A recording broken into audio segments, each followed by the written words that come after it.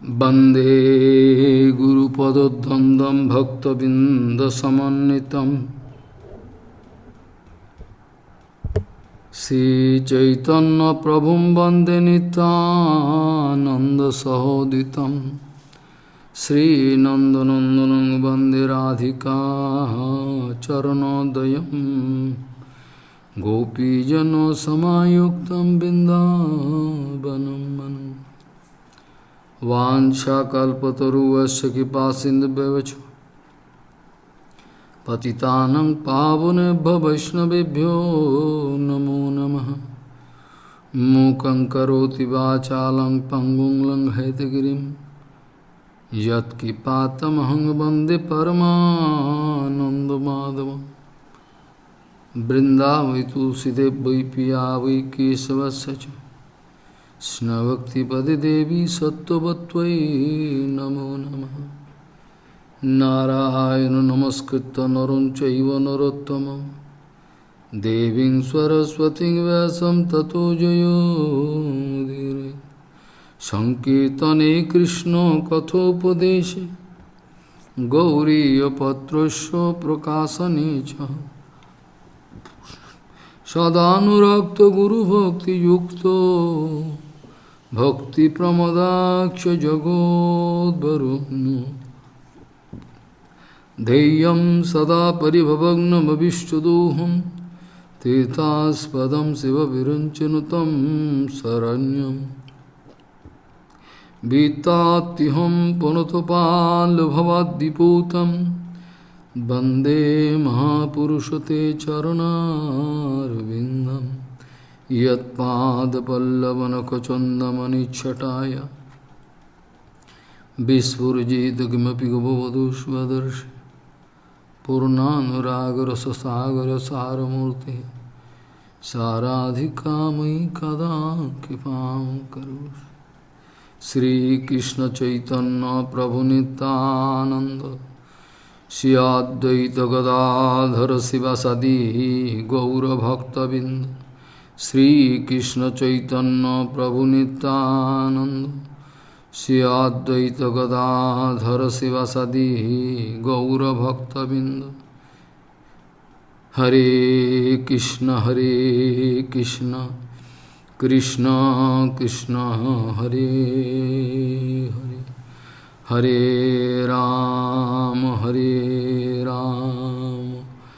राम राम हरे हरे। आजानुलंबित भुजौ कनकावदातो संकेतनैकपितरो कमलायताक्षौ विश्वाम्बरो द्विजवरो जुगधर्मपालो वन्दे जगत्प्रियकरो करुणावतारो। हरे कृष्ण कृष्ण कृष्ण हरे हरे हरे राम राम राम हरे हरे। नमामि गंगे तव पादपङ्कजं सुरासुरैर्वन्दितो दिव्यरूपं भुक्तिं च मुक्तिं च ददासि नित्यं भावानुरूपेण सदा नराणां। गङ्गातरङ्गरमणीयजटाकलापं गौरी निरन्तरविभूषी त्ववामभागम् नारायणो प्रियमनङ्गमदापहारं वाराणसीपुरपति भज विश्वनाथं। वागीशजस्य वदने लक्ष्मीर्यस्य च वक्षसि यस्यास्ति हृदये संवित् त्वं नृसिंहमहं भजे। हरे कृष्ण कृष्ण कृष्ण हरे हरे हरे Ram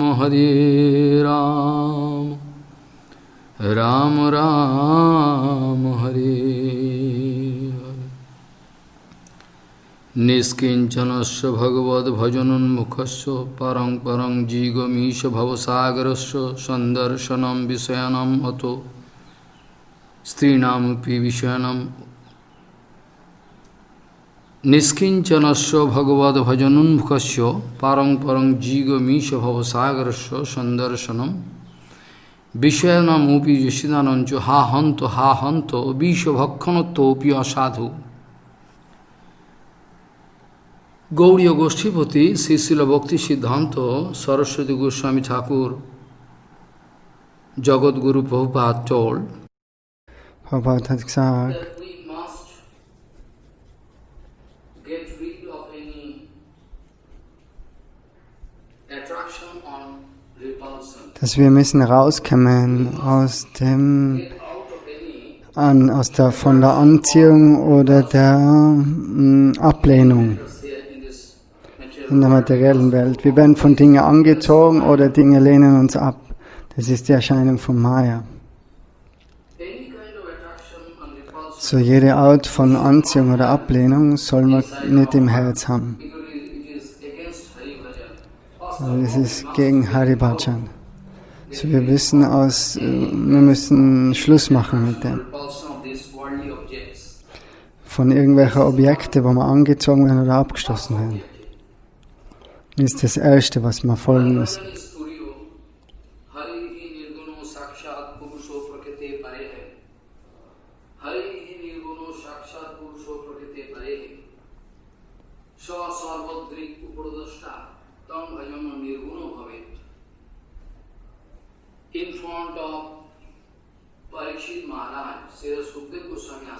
Parikshit Maharaj, der Sukadev Goswami hat den Parikshit Maharaj gefragt.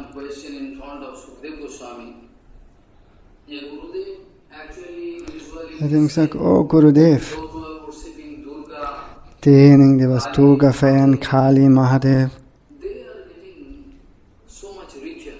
die kriegen so viel Reichtum, weltliche Dinge. Aber diejenigen, was Krishna verehren, Bharakaleshwara, die sind Niskinchan, die haben nichts. Warum ist das so? Und Sukadev Goswami antwortet ihm, oh Rajan,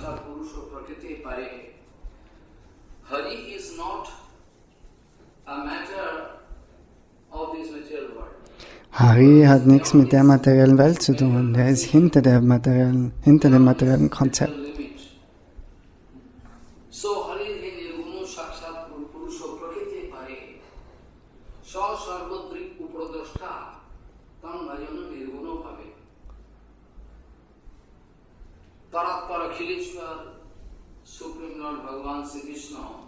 So Paratvara Kileshwara ist der höchste Herr, der sitzt im Herzen von jedem, als Aniruddha Vishnu, Kshirodakaksha Vishnu. Der sieht alles. Alle Dinge, was vergehen oder irgendwas, was du machst. Du bist vielleicht im Zimmer, keiner kann dich sehen, äußerlich, aber ein Paramatma sieht die 100%. So Paramatma kannst du nicht belügen.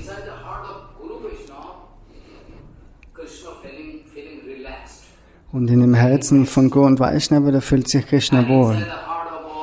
Aber von allen anderen Seelen, verstrickten Seelen, dort ist der höchste Herr, aber in einer passiven Form. Er kann sich nicht wirklich wohlfühlen dort.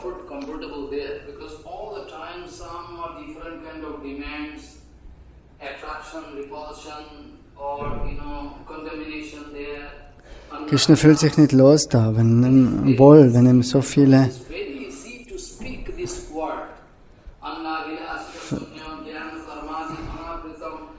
Okay, jeder kann den Vers sprechen. Anya Bilasi Dashunyam Gana Kanabri Amridam Anukuliene. Das ist ganz leicht, den Vers zu rezitieren.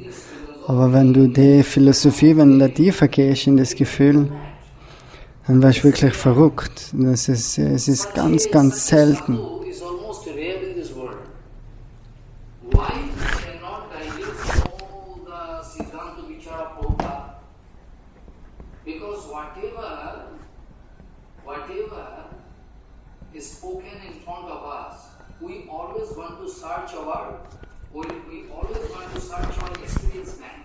So, das ist ganz, ganz schwierig zu verstehen.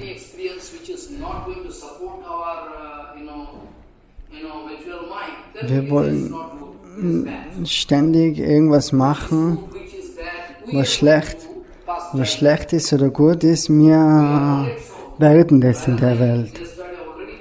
Aber das ist nur anhand unserer Erfahrungsbank, da wo wir Erfahrungen angesammelt haben in dem Bereich. Und dann, wenn sowas wieder auf uns zukommt, fühlen wir uns wohl. Und ansonsten nicht, lehnen wir es ab.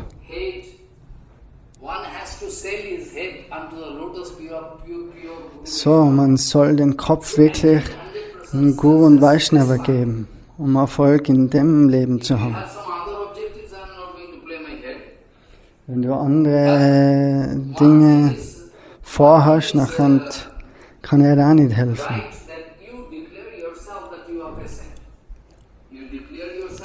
So, nur eins ist wichtig, dass du sagst, okay, du bist der Patient und du brauchst Hilfe, du brauchst einen Doktor.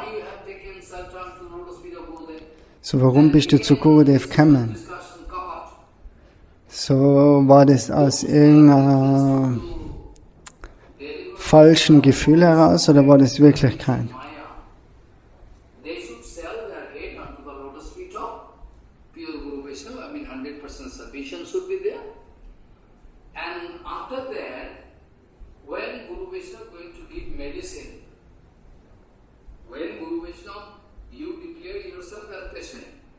So,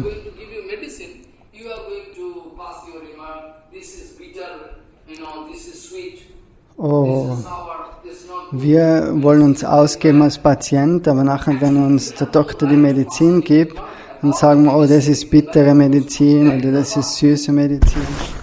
Da regen wir uns auf, was wir dann geben.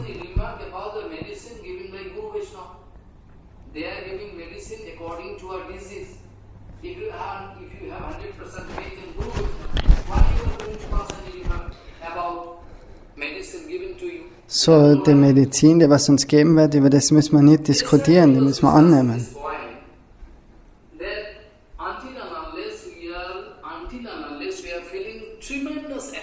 Ohne dass du wirklich ganz starke Anziehung fühlst.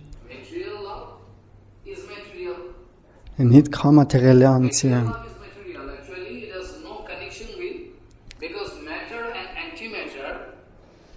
Materie und Antimaterie, das passt nicht zusammen. So, die erste Krankheit, was wir haben,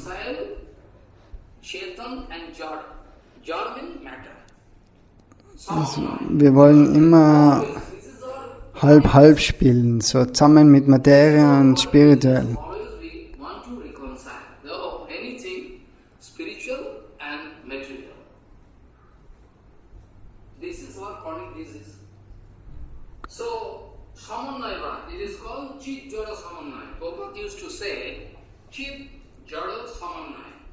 Chit Sara Samanmai hat Srila Prabhupada immer gesagt, das muss als erstes abschaffen, von dem Wegbringen aus dem Herzen.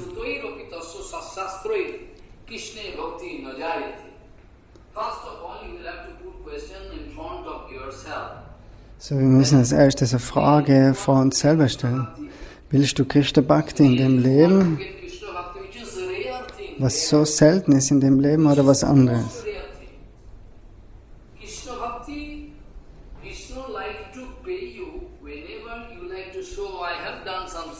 So, Krishna wird dich bezahlen, wenn du sagst, oh, du hast ein Seva gemacht für Krishna. So, das ist die Regel.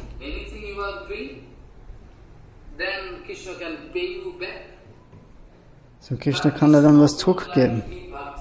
Aber Krishna, ganz, ganz selten will er wirklich Bhakti geben.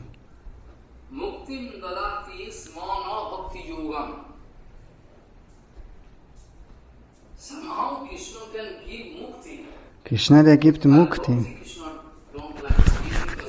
Aber Bhakti will er nicht so einfach geben.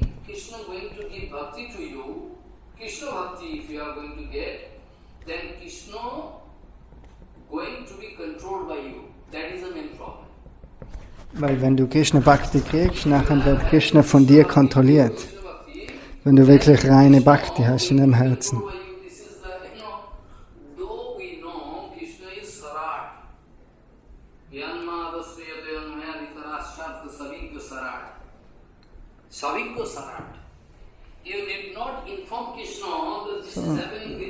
Krishna, der ist allwissend, der weiß genau, was passiert überall im Universum. Krishna ist überall anwesend, omnipräsent.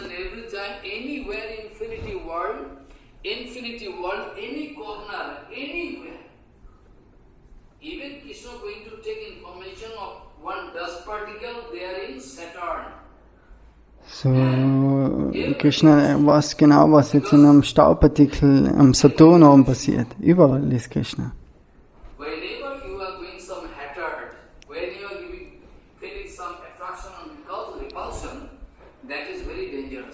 Wann immer du Anziehung fühlst in der Welt oder Ablehnung, dann in dem Fall kannst du dich nicht konzentrieren auf Haribhajan.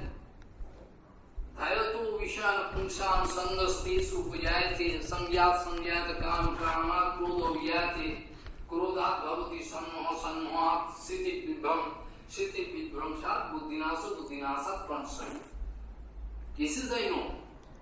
I already discussed many times. Dhatu Vishana Pumsam, Sangaste Supayati. Your mind always, going to think of so many things are there inside your mind. So im Geist sind so viele Sachen, so viele unendliche Dinge in unserem Geist. You cannot clear your mind. That is the main Und problem. der Geist, der wird nie klar. So der erste Ratschlag von Prabhupada ist, oh, reinig deinen Geist. That cleaning procedure should be done through Aprakita Harikatha. Und die Reinigung, die passiert durch Aprakita, transzendentale Harikatha und Kirtan. If you are not going out of this influence of Maya, Und du nämlich nicht aus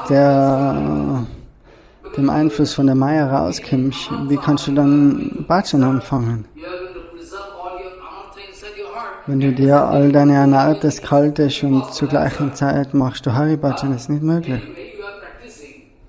So someday you can come out successful. Okay, du praktizierst und wirst ja eines Tages Erfolg haben. Like in water, So viele schwebende Partikel sind in deinem Geist, so viele Gedanken, schwebende Gedanken. so many countless things are there. First of all, you have to clean. After proper cleaning, then you can start Hari Bhajan. With anartha Krishna Bhajan not possible. So mit Anarthas ist Krishna Bhajan nicht möglich.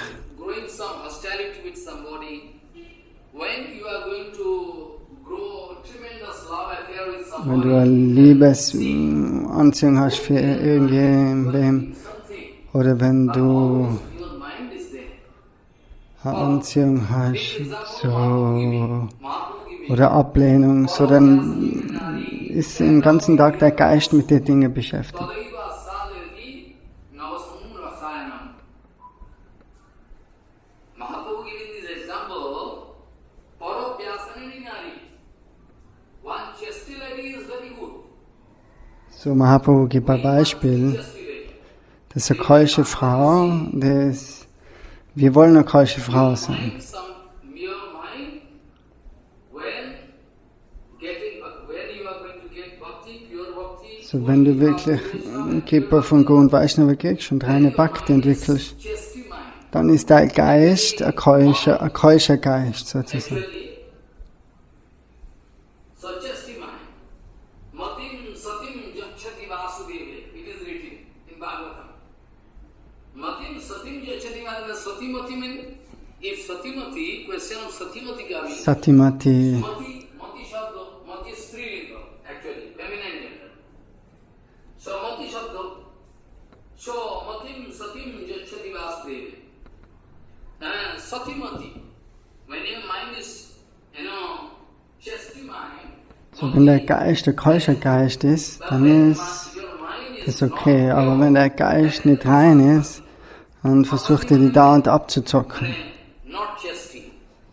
It's Ist not ja nicht chesty. keusch, dann hast du keinen keuschen Geist, der geht ständig fremd mit irgendwelchen anderen Dingen. This way, actually, when you are feeling tremendous attraction material repulsion.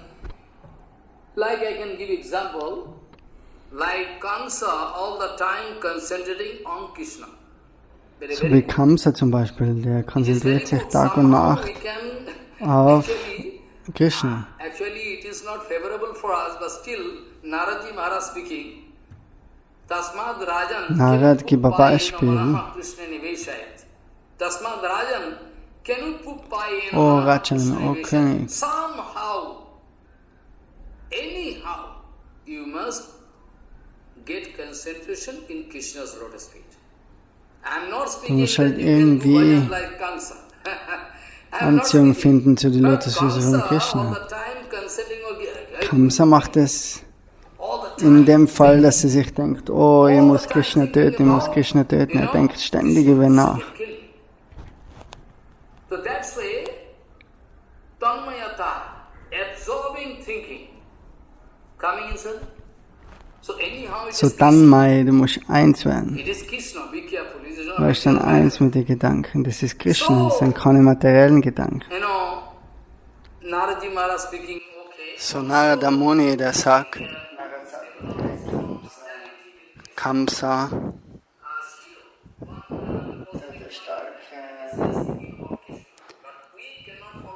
Kamsa denkt auch so viel über Krishna nach. Aber das ist in einer falschen Observation, weil er will Krishna eigentlich töten. So, das ist alles in dem Vers Anukulyena, Anushilanam. Was ist Anukul und was ist Pratikul? So, er hat das schon ein paar Jahre davor besprochen in Mayapur. Aber er kann wieder über das Thema sprechen. Anukulyasa Sankalpa Pratikulyasa Varchanam. So, wir haben so viele materiellen Gedanken in unserem Geist, deswegen können wir uns nicht erinnern. Nur wenn unser Herz und Geist wirklich gleich sein, nicht dass unser Geist in die Richtung geht, unser Herz in die Richtung, so das muss eine Linie sein.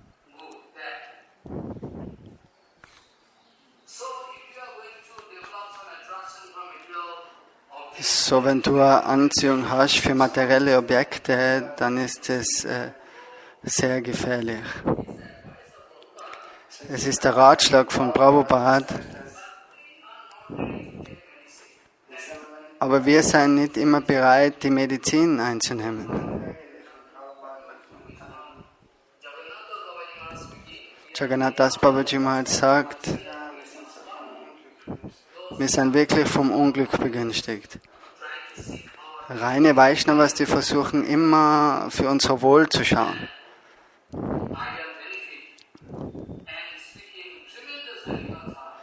Und die sprechen ständig Harikatha für uns. Und wir denken uns, das sind unsere Feinde. So, Jagannath Das Babaji Maharaj sagt, wir sind wirklich ganz vom Unglück begünstigt. Wenn der Maharaj oder Sadhu zum Beispiel süße Worte spricht, er ist vielleicht populär.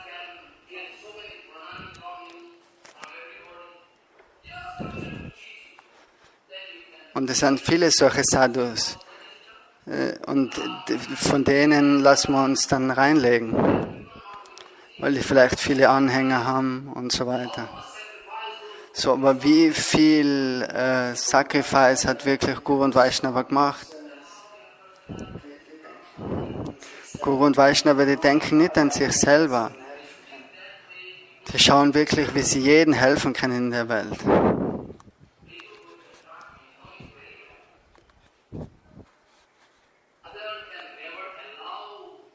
So Sadhus, die können niemals erlauben, genauso wie ein Vater niemals dem Kind erlaubt, dass es Gift zu sich nimmt.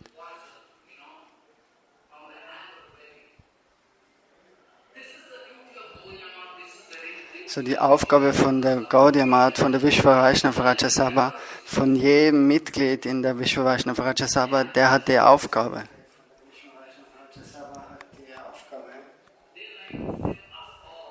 So die alle, die wollen uns eben schützen, die wollen uns den Weg aufzeigen.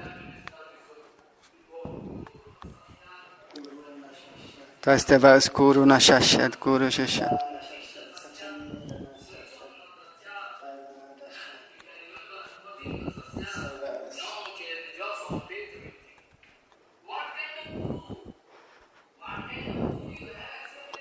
So, was für einen Guru hast du akzeptiert in deinem Leben?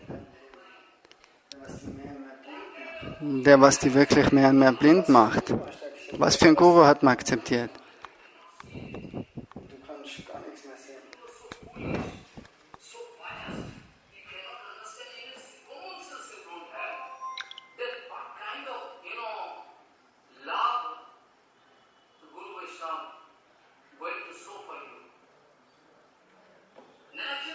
So Guru und Vaishnava, die haben so große Liebe wirklich für uns alle. Und die wollen uns nur in Krishnas Seva einteilen. Das schauen auf jede Kreatur in der Welt. Jede Kreation in der Welt, die denken sich, im Roy Ramananda Samadhi sagt geschrieben, O Prabhu, was siehst du?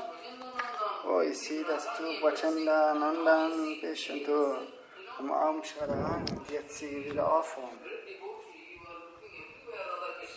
Und dann habe ich gesagt, oh, du bist ein großer Devotee, du siehst überall Radha und Krishna. Aber er sagt wieder zurück, na, du zockst mich ja nicht ab.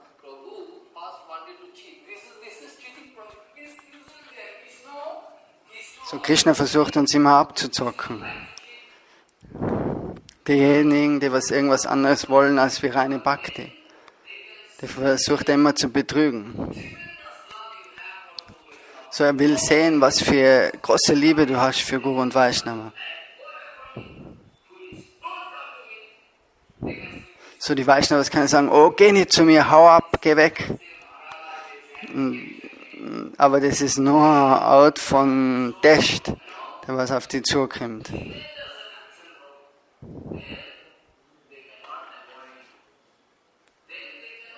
So Guru und Vaishnava testen die genauso. Als allererstes scheuchen sie die weg oder sagen, das ist aber ein Test. Sundarananda Thakur, der Geweihter von Gauranga Mahaprabhu,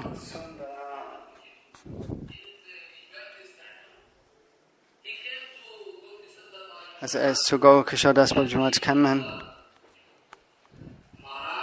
Und er hat gesagt, oh Maharaj, ich will Rupanuga Bhajan lernen, Raganuga Bhajan.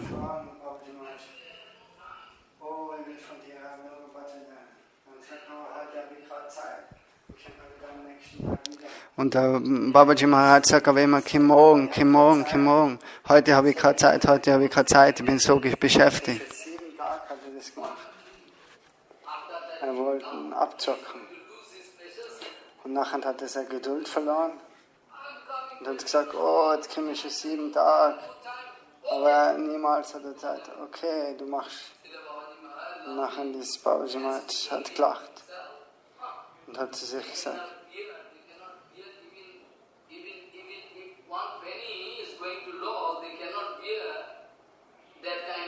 so, die meisten halten es nicht aus, wenn sie einen Pfennig verlieren.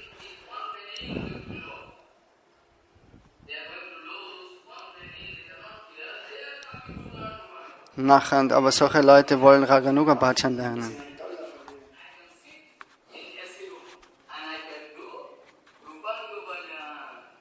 Die wollen in einem Zimmer sitzen mit AC, Klimaanlage und nachher Raganuga Bhajan machen. Rupanuga Bhajan ist nicht so einfach.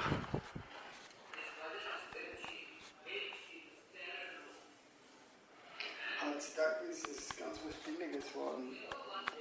Prabhupada hat niemals. So der ganze Standard, der ist einfach immer mehr und mehr runtergegangen mit der Zeit. Was wirklich Rupanuga Bhajan bedeutet, die meisten haben keine Ahnung mehr von dem.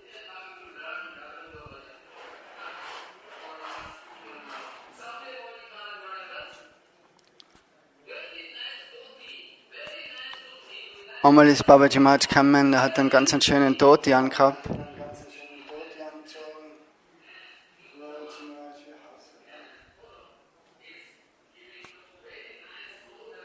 So, er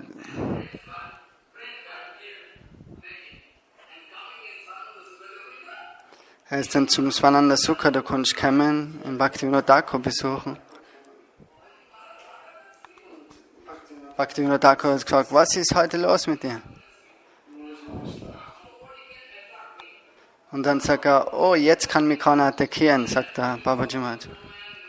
Wenn ich mit Frauen rede, so keiner kann mehr was sagen.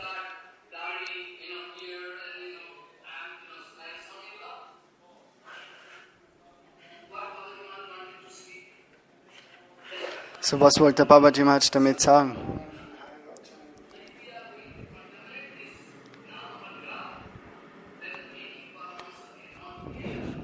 So, wenn der Marktplatz vom Namen Hatta verunreinigt ist, das kann der Paramahamsa nicht verkraften. Ein Freiheitskämpfer kann auch sein Leben für sein Land geben.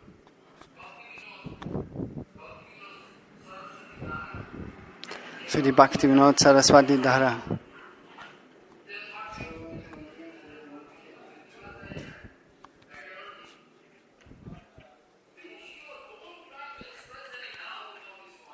So versuch nicht irgendeinen Zweifel zu haben. Das Guru und Vaishnava, das sind Paramahamsa. Aber wenn sie eine Aufgabe haben, oder die Verantwortung Harikatha zu sprechen, um Acharya vor dir aufzuzeigen, dann sind sie ganz strikt. Und die meisten Leute können das nicht verkraften. Du kannst sagen, oh, das ist kein Paramahamsa, wieso spricht das so hart? Aber Prabhupada sagt, das ist meine Aufgabe, alle Vaishnavas zu röntgen und zu schauen, sie zu durchschauen. Warum ihr rennt alle selber ins Feuer? So, es ist meine Aufgabe, ich handle als Acharya. Ich kann die Leute rügen, aber das ist mein Job, das ist nicht dein Job.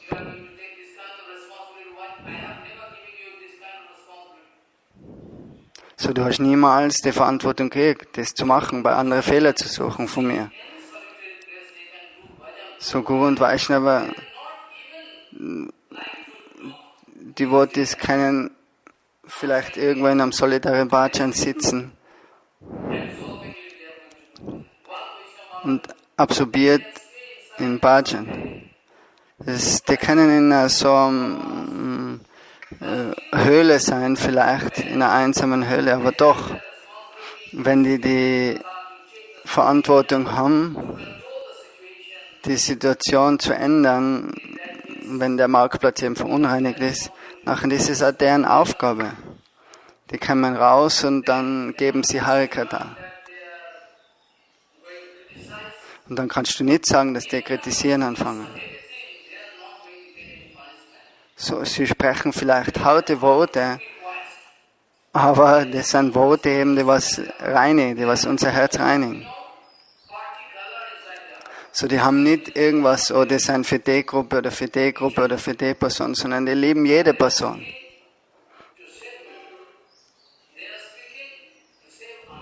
So, die sprechen nur, um uns wirklich zu schützen, um uns zu retten, um uns zu helfen. In den Schriften ist geschrieben, dass derjenige ist kein Guru,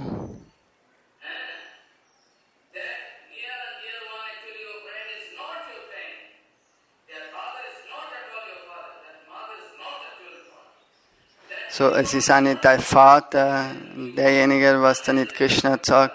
Es ist auch nicht deine Mutter, die was sie zu Krishna bringt. Es ist auch nicht dein Guru, der was sie zu Krishna. Wenn der Guru nicht zu Krishna bringen kann, dann ist es kein Guru. Wenn die der Ehemann nicht zu Krishna bringen kann, dann ist es auch kein Ehemann.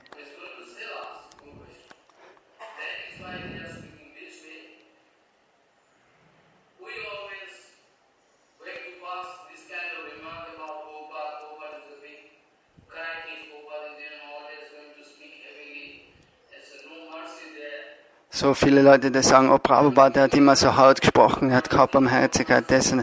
Aber was bedeutet wirklich Barmherzigkeit? Was versteht man unter Barmherzigkeit?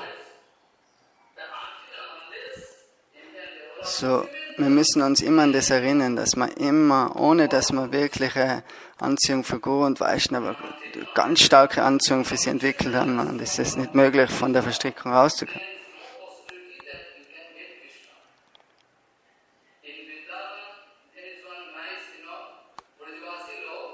in Vrindavan.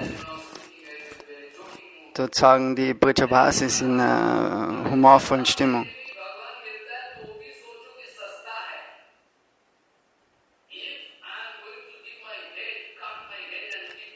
So, wenn du deinen Kopf abschneidest und zu Krishna gibst, nachher gibt Krishna sich dir, aber doch, das ist billig. Ich kann meinen Kopf hergeben zu Krishna.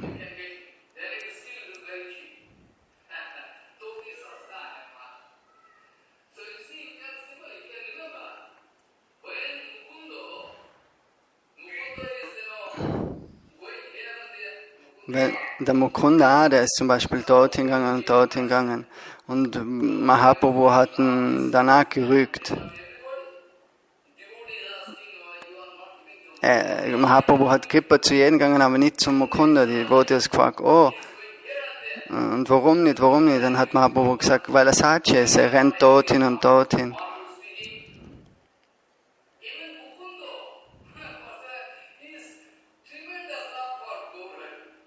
So Mukunda, er hat ganz große Liebe für Mahaprabhu, doch er sagt, oh, du gehst dorthin und dorthin und dorthin.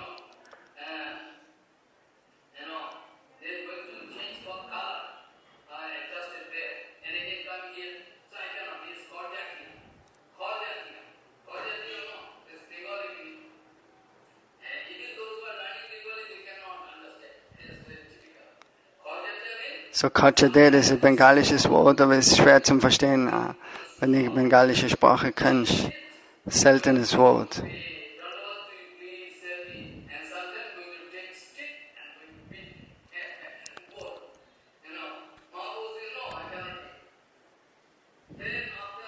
So das heißt, wie man manchmal anstreichelt und manchmal schlagt man an mit dem Stock.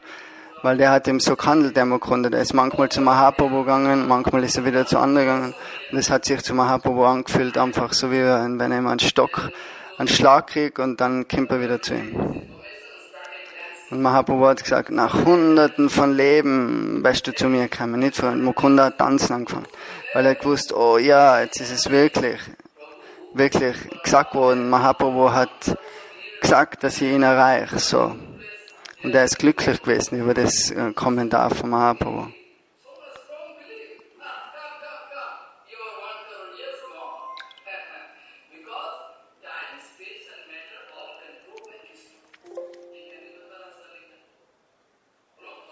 So Zeit, Raum und das ist alles kontrolliert von Krishna.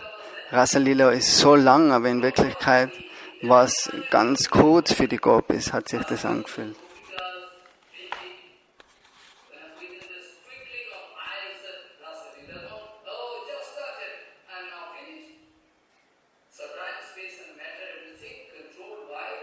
So Zeit, Raum und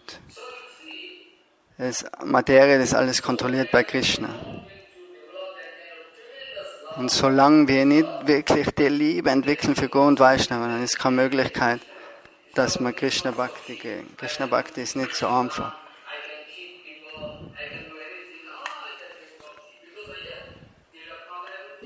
So Bhakti ist nicht so leicht zum Kriegen, was man einfach machen kann im Heiligen Dharma, was man will.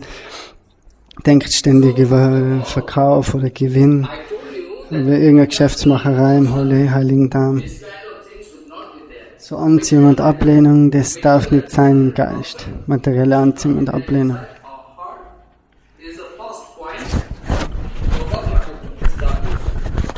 Das ist der erste, was Prabhupada aufzeigen wollte. Nach dem von Harikatha an unter der Führung von Guru und Vaishnava.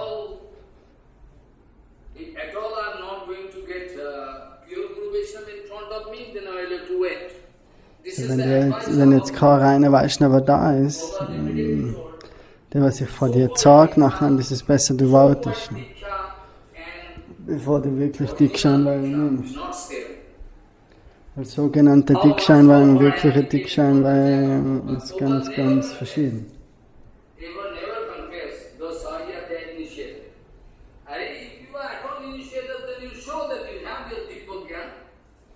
So, wenn man eingeweiht ist, nachher bedeutet auch, dass du Divya-Gyan kriegst. Wie ist das möglich? Not possible at all. So Krishna always going to cheat us. So Krishna ist ständig, der zockt uns ab. And Krishna not going to give us bhakti. But when Krishna Krishna Bhakti gibt uns nicht so leicht Bhakti, anything from me, sondern wenn er wirklich sieht, oh, der nimmt nichts von mir, das ist kein Geschäftsmann. maybe he is Acharya, he is sannyasi, brahmachari, any position. Wir sollen You keinem should not believe a businessman. Geschäftsmann vertrauen, ganz egal in was für Form er kommt, wie Sannyasi, Brahmachari, Acharya oder in so einer Form. So Prahlad Maharaj sagt dasselbe vom Nishingadev, dass er nicht gekommen ist zu ihm, um ein Geschäft zu machen. He is businessman, not seva. He is not a servant, seva. Er sagt zu ihm, derjenige, der was zurückverlangt für seinen Dienst, das ist ein Geschäftsmann. Die dienen Gurudev, aber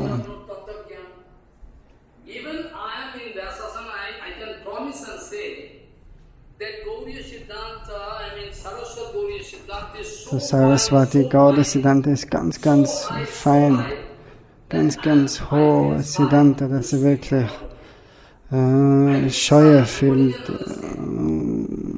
vor der Masse zu sprechen. what you speaking, Wenn jetzt einer sagt, oh, das versteht eh keiner, was hat es dann für einen Wert? Aber versuch dich daran zu erinnern, dass du Krishna Bhajan machen willst. Du hast den Entschluss getroffen, aber es ist nicht so einfach.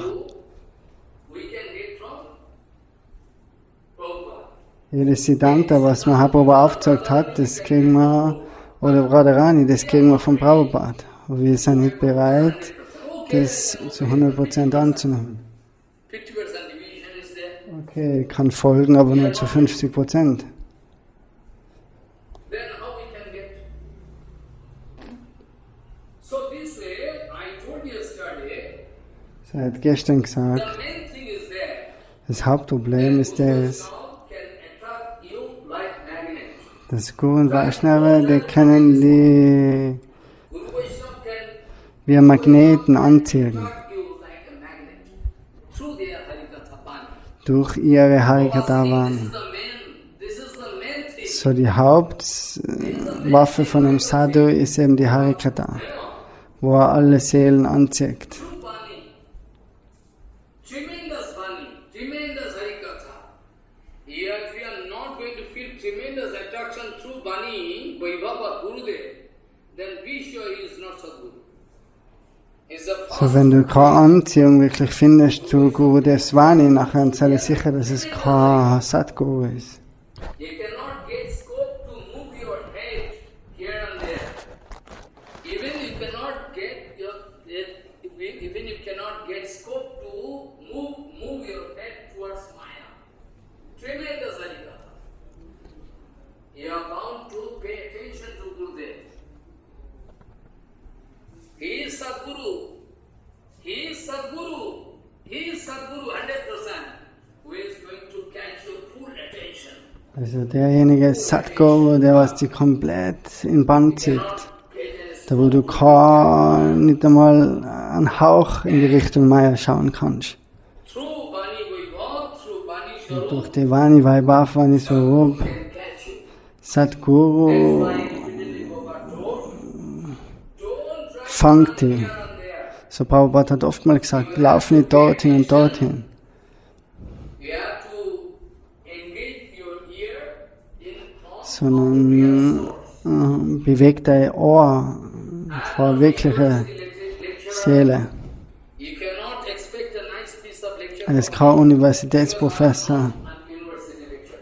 dass er eine nette Klasse gibt Language for me, oder schöne Sprache oder das, weil er kein Sprachgelehrter ist. Was du von ihm erwarten kannst, ist das direkte Gefühl von Seva. the direct feeling of seva that I have received. Das, was er gekriegt hat von sein Paramahamsa Guru Padma. Seva and Siddhanta also So Seva und Siddhanta, das ist dasselbe. follow what I say. You can expect what? The direct feeling that I have, the direct feeling of seva, I have received from my Guru Prabhupada. he wanted to inculcate inside my heart. That I can share with you. So das Einzige, das ist das Gefühl, was er mit uns teilen will, wenn du interessiert bist. Then I can share with you, otherwise I can keep silent. I can speak Harikatha if there is no place, I can speak Harikatha there. Under a banyan tree. So er ist bereit, da unter einem Banyanbaum Harikatha zu sprechen. Whereas topmost Jagat Guru, Bhagavan Sankar, Vaishnava speaking Harikatha in front of all sages, Munis, Mayavad-Kontamination, der spricht da vor all den Munis. under the banyan tree. Und der sitzt da unter einem Banyanbaum. There you can find. Daksha Yaga there, after that, demigods are along with Brahma approaching him and find he is sitting under a banyan tree and speak Harikatha. But at present, people cannot see there is so much disturbance, and that's why problem. Otherwise, what problem? Harikatha. For Harikatha, we need Sattik Parivesh, Sattik environment, not any So external für facility. Harikatha brauchst du eine sattwische For Umgebung. preaching purpose, we need. Okay. So it's called Yukta Vairagya. For actual preaching of Chaitanya Vani, we will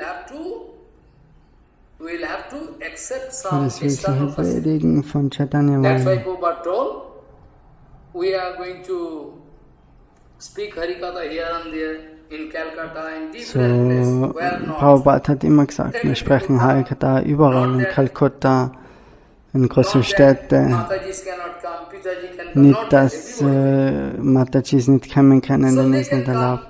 Sondern alle können kommen. I was bound to discuss this heavy point, that we have some idea, material idea. Aber wir haben ständig eine materielle Idee. Always busy with material darshan. So, wir sind ständig beschäftigt mit dem materiellen Darshan. Rai Ramananda speaking, Prabhu, who are you? Please speak me. After that, Mahaprabhu was bound to confess. But before Mahaprabhu wanted to cheat him. Mahaprabhu speaking, it is a... Man hat wohl da Ramananda am Anfang abzocken, weil er gesagt hat, oh, das ist das Symptom, dass im Mahabharata das Sikh überall Krishna. It is the usual, it is quite natural that you are Mahabharata, so anywhere you look, you can find your Ishta there. Prabhu, don't try to cheat me, please speak me. Jahan jahan netro pare, tahan Krishna spure. Kabe habe bolo, sedina amar. Bhakti Thakur write, na? Tomorrow we'll have to speak something about, but the topics tomorrow is little bit different, and on Ratha Yatra, little bit different. So we can get in touch. Kabe habe bolo, sedina amar. Dhana janayar, kavita sundari. বলিব না চাহি দেহ সুখ করি জন্মে জন্মে দাও হে গৌরহরি হয়তো কি ভক্তি চরণে তোমার কবে হবে বলো শ্রীনাম. We will have to sing from heart. We will have to cry with So, wir müssen vom Herzen singen, mit We have Kartals. to sit and cry in front of Weinen Guru-Vaishnavas. vor Guru-Vaishnavas. Oh, Kabe habe Bola Siddhanta. Too much material. All environment is so, contaminated that it is really very difficult. So, die ganze Umgebung ist so kontaminiert, You dass are du getting wirklich some exclusive ganz advantage. selten die an Bhajan In konzentrieren the kannst. name of Prabhupada I am speaking, that Nityananda Prabhu and Bhaktivinoda Thakur Guru Varga going to give us some exclusive So, advantage. durch den Guru-Vaga kriegen wir wirklich To throw haben wir außerordentliche Möglichkeit. and on eternal Mangal to come in your life in billions of birth. Next. First of all, Baba speaking, those who are busy with shape and design. So, diejenigen, die was beschäftigt sind mit Formen und Designs. Shape and design,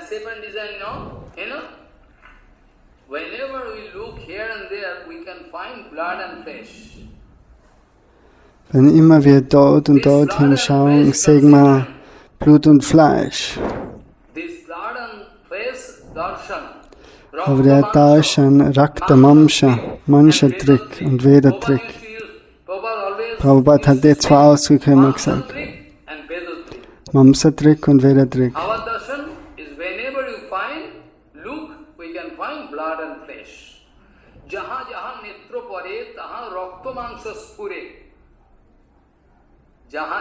Rakta Mansha Spure.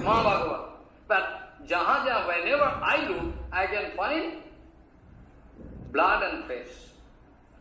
When we can realize that our body is just a sack of blood and flesh. So wann werden wir wirklich realisieren, dass unser Körper ist wirklich ein Sack aus Blut und Fleisch?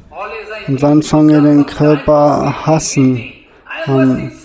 Ständig muss ich essen, schlafen und das alles. Ein wertloser Körper. So, wann du wirklich anfängst, deinen Körper zu hassen.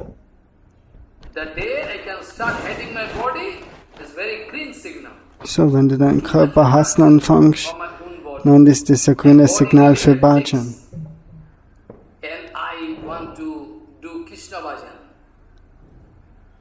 In Bengali, one very nice, proverb going on there. Sham rakhi na kul rakhi. Sham rakhi na kul rakhi. Sham rakhi na kul rakhi. If I want to satisfy all my relatives. So, wenn du alle deine Verwandten zufriedenstellen willst, dann kriegst du nicht Krishna. Und wenn du Krishna zufrieden nachher kannst du nicht alle Verwandten zufriedenstellen.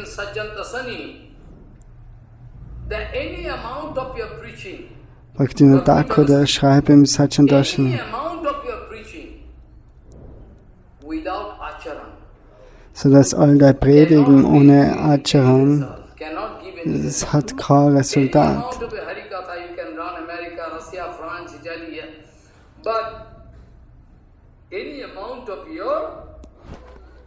Harikatha Kirtan cannot give exact result because it cannot change. It cannot change. Harikatha means Harikatha bedeutet, warum ist Acharya so wichtig? Acharya, der kann das Herz verändern von einer verstrickten Seele. Acharya mam vijanyat Krishna speaking, and everybody speaking, I am Acharya. Everybody cannot act as Acharya. Bonded soul cannot act as Acharya. Symptoms are there. Jeder, der kann nicht handeln als Acharya. Day by day we are going to throw all books, all Goswami books we want to avoid. So, wir gehen die ganzen Bücher von den Goswamis aus dem Weg. Wir wollen ihm lieber Respekt, Glamour und so weiter.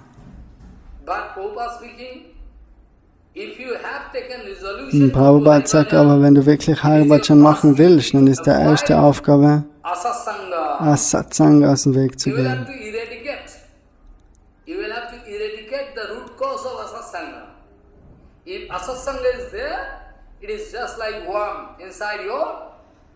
So, Asatsanga, das ist eine Art Würmer, die was alle deine Vitamine, die fressen alles auf vom Körper.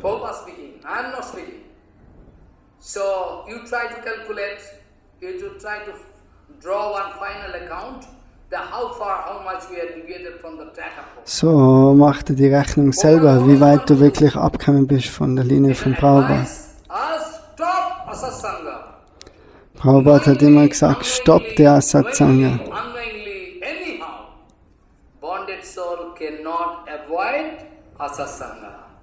So, von der verstrickten Seele, dort ist immer Art von Asatsanga, findet statt.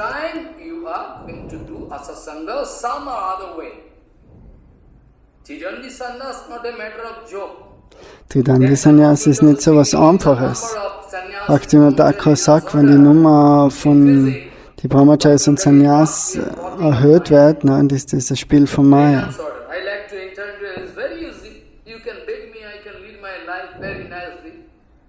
Maharaj, you don't know the far-reaching consequence of your life. If I am going to beg from you, if I'm not going to do bhajan, not going to pay,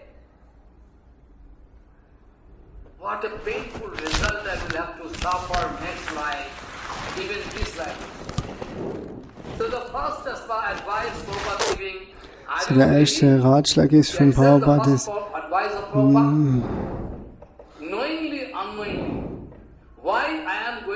bewusst oder unbewusst. Warum sagt er so viele Geheimnisse? So dass er vielleicht eine Seele retten kann.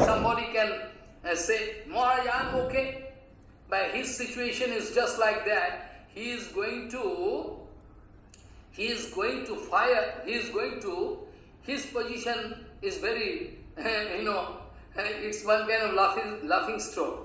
He is thinking, Maharaj, my position is very okay. I am Acharya, I am this. Maharaj, your position is like that. You are already in frying pan. So diejenigen, die was sich wohlfühlen, this is the difference. You are already in frying pan, and from frying pan, you are going to jump into glowing fire. Die sind in der Pfanne mit dem heißen Fett und von dem springen sie außer ins Feuer.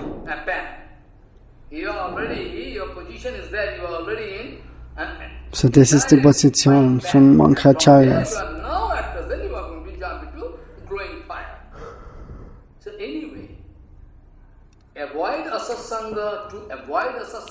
So Satsanga aus dem Weg zu gehen, ist nicht so einfach. Nur eine Methode ist da.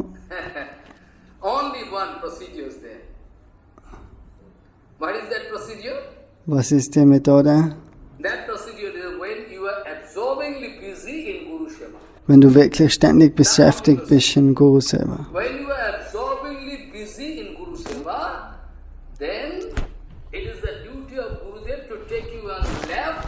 Dann ist es die Aufgabe von Gurudev, dass er dir in den Schoß nimmt und mit dir über den Ozean geht. Das ist die Aufgabe von Sadguru und Vaishnava, das ist nicht unsere Aufgabe. Unsere Aufgabe ist nur, 100%ige Hingabe zu zeigen.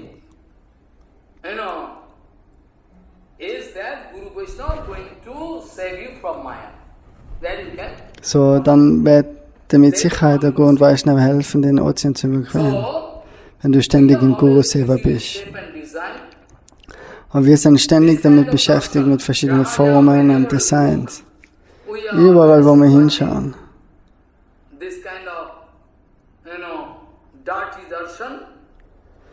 Haben wir den verschmutzten Darshan von Fleisch und Blut.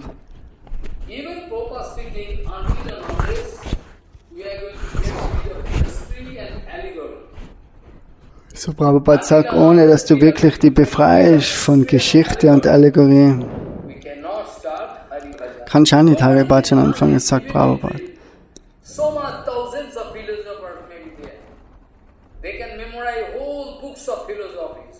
Es sind vielleicht so viele Philosophen, die können Bücher von Büchern auswendig lernen, aber die können nicht verstehen, was Prabhupada sagen wollte.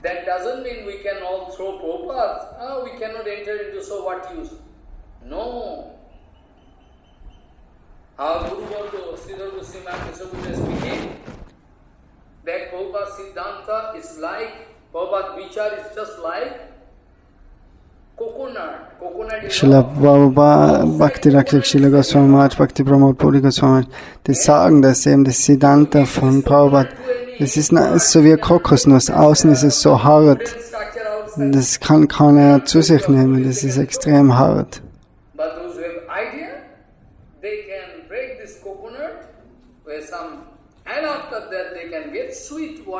Aber diejenigen, was normal ist, Kokosnuss im hart im Außen, nach außen hin, aber innerlich ganz sanft, so wer weiß, wenn man die Kokosnuss öffnet, der Krieg kommt zu dem ganzen Flüssigen und Süßen innerlich. Du kannst nicht unter Druck eindringen in Prabhupads Lehren. Du hast keinen Erfolg durch das. Weil wir haben eine materielle Idee. Wenn du denkst, du willst Instructors jetzt will be persecuted. eintreten in die Philosophie, nachher ist das wie es. Like you like to translate the letters of Prabhupada, you are so idiot, you like to change the meaning. You don't understand, you think you are knowing English very well. Arey Maharaj, who is interested about English? I like to throw English, Bengali, Hindi, Sanskrit. I like to throw. I like to get direct feeling. So die ganzen Sprachen, auf die kannst du nicht verlassen. Er will ja direkt das Gefühl. Language of harmony. So idiot you are. Arey, Manche- harmony is, transcendental. Harmonie ist dieser transzendentale Klangschwingung. So dort kannst du keine Worte verändern. Great language, nobody there to object. Nobody there. Everybody running. From Maya and this, that. So niemand sagt was, wenn solche Sachen passieren, wenn sie versuchen, solche Schriften neu zu editieren. So, first of all, we learn from our Guru-Varga, it is So als allererstes lernen wir vom material Guru-Varga. people, with their material efforts, they cannot get entry into the darshan, vichar, Siddhanta of Srila Prabhupada. But Die meisten können nicht eindringen in den Darshan von Prabhupada. you can get entry. Aber Eintritt ist möglich. You can get entry. One, devotee started staying with me right from the temple. Ein Devotee, der war mit He is ihm, not educated. He der cannot war even sign. nicht so gelehrt, der hat nicht einmal unterschreiben He können. go on hearing from me.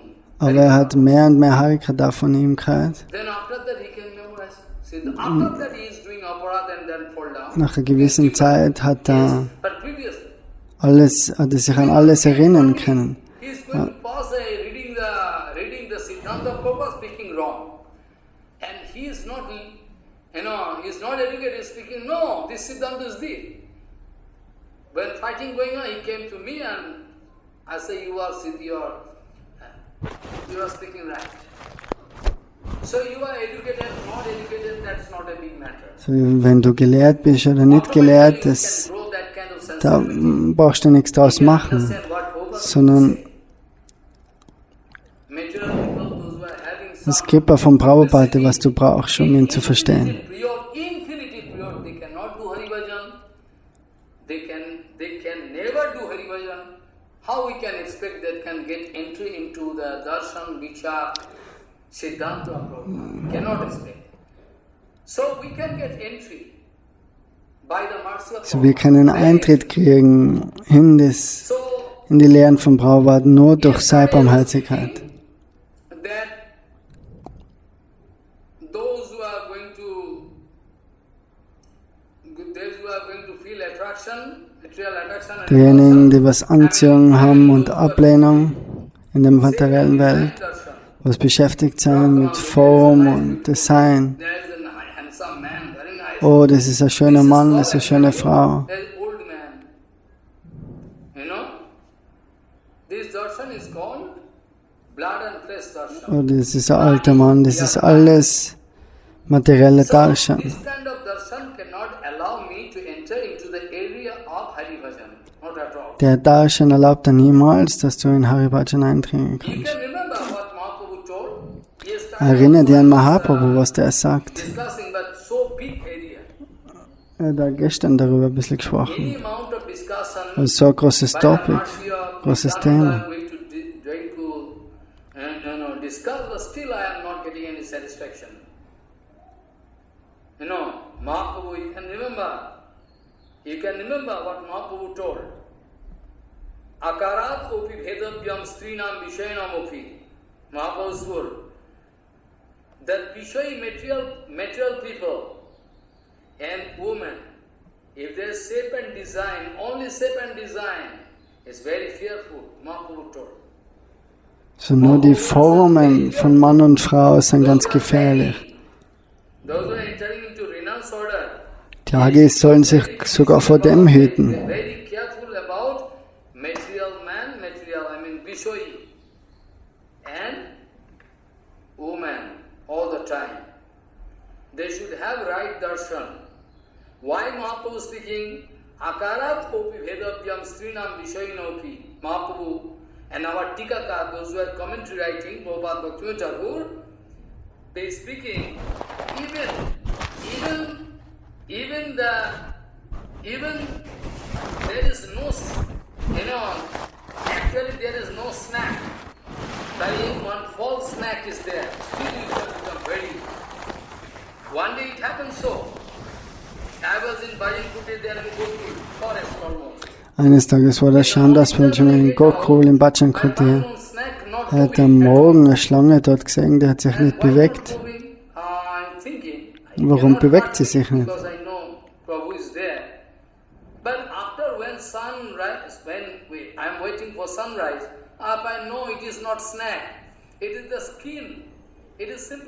Aber nachher ist die Sonne aufgegangen und hat erkannt, dass es nur die Haut von der Schlange war. So extern, nur die Haut kann einem auch schon Angst machen.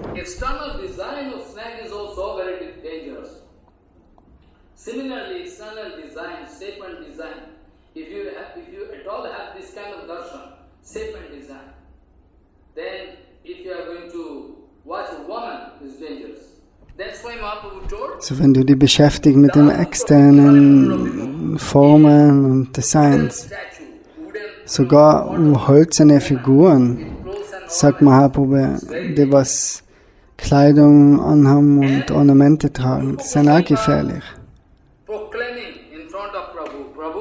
Rupa Goswami sagt,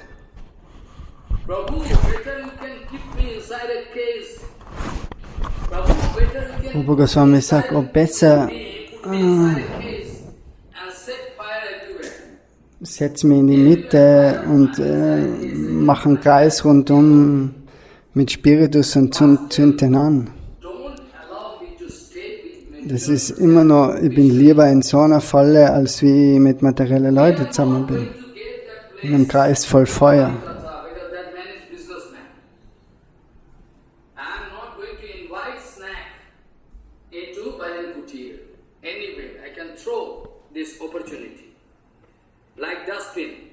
Garbage I can throw. I don't need this kind of. So any shape and design also dangerous.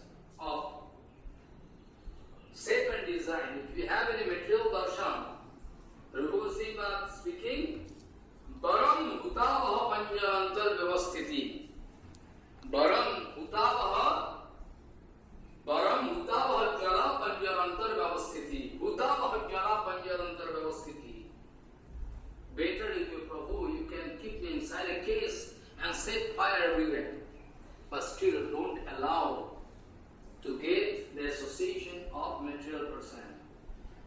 Maybe he is in the form of Acharya. So, mir ist lieber die Gemeinschaft von einem Feuerring, wo ich in der Mitte sitze, als wie materielle Leute, sagt Rupa Goswami.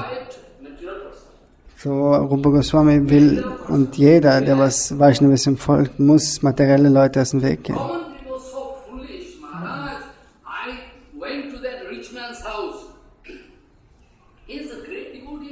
Die normalen Leute sind so dumm. Oh, du findest in manchen Wohnungen von solchen sogenannten Devotees große Bilder von Krishna-Lilas. Aber das ist kein Devotee. Das ist eine Art von Vergnügen. So, am Morgen trinkt er seinen Tee und schaut auf das Bild von Radharani.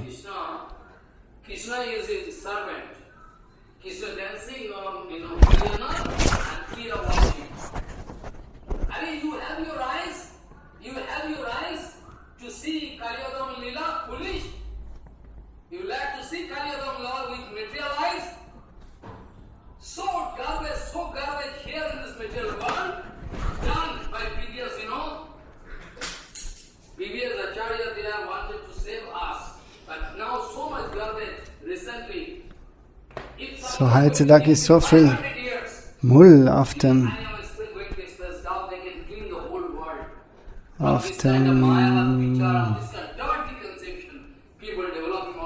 ganzen Welt ist alles so dreckig momentan. Jeder denkt sich heutzutage, sie machen Krishna Bhajan. Das und das.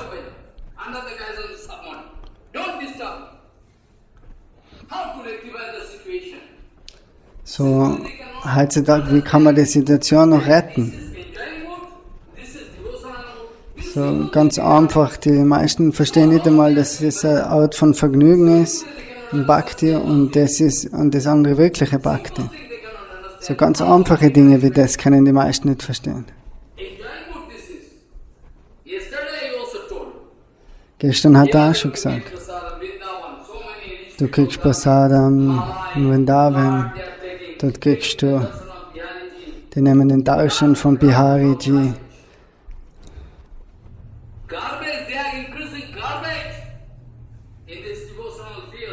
So auf dem Namahatta, auf dem Marktplatz von Bhakti ist heutzutage so viel Müll. So, wenn du Liebe zu Prabhupad hast, nachher musst du das Leben geben. Ob du eine Frau oder ein Mann bist, das ist ganz egal. Du musst aufzahlen, dass du versuchst, dort aufräumen versuchst. So, Bhaktivinoda Thakur soll nicht unterdrückt sein.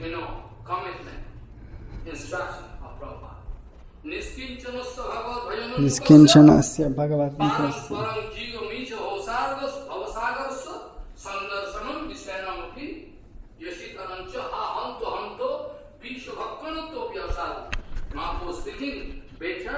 If you can take poison and commit suicide, still good. But with renounce order, you are already in renounce order, you are sannyasi, brahmachari.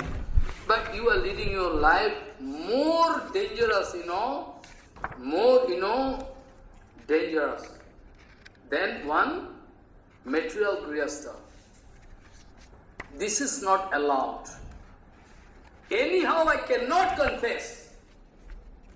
You all can leave me alone. I know, you can leave me alone. You can go away leaving me. Still, I am not going to confess.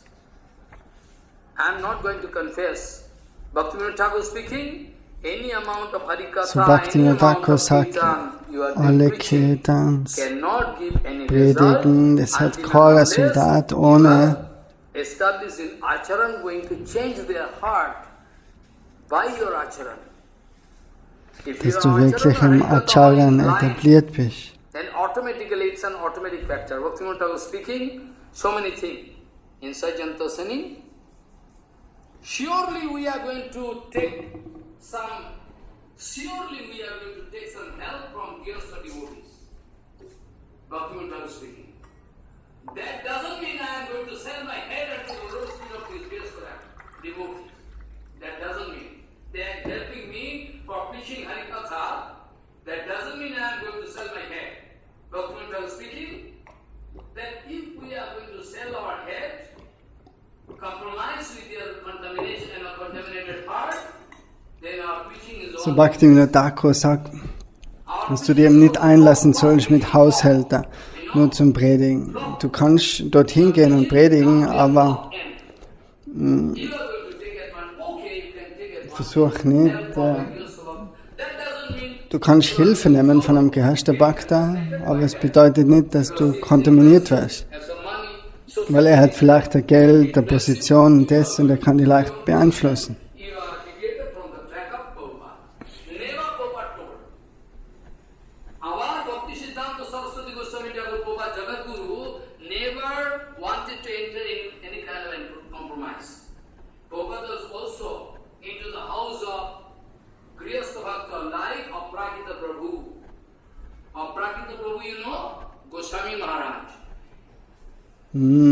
Srila Prabhupada ist auch zum Haushälter gegangen, Aprakita Prabhu zu der Zeit.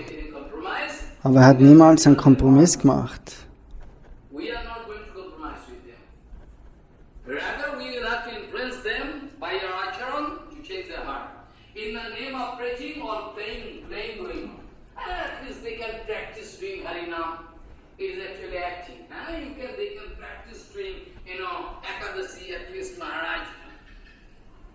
You don't know how to preach, because you are not going to preach in front of yourself. First you have to preach. Das allererstes, bevor man vorne predigt, soll man vor uns selber predigen. Wenn wir dann erfolgreich sein, nachher kannst du rausgehen.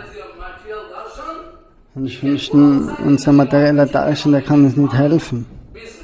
Du machst vielleicht gleich ein Geschäft draus und versuchst Prasadam und Post oder irgendwas zu verkaufen. Kompletter Geschäftsmann.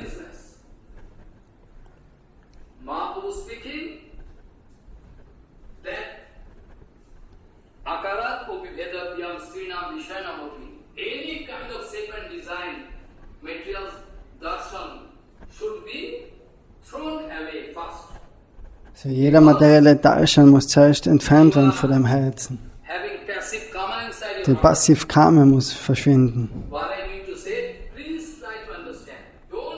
Was er versucht zu sagen, soll man bitte versuchen zu verstehen.